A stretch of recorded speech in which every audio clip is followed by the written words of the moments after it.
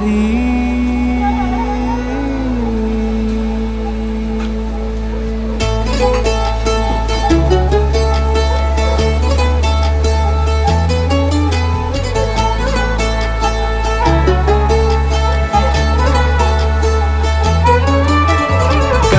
गमन तव चरण कमलमिह मनसि लसतु मम नित्यम्.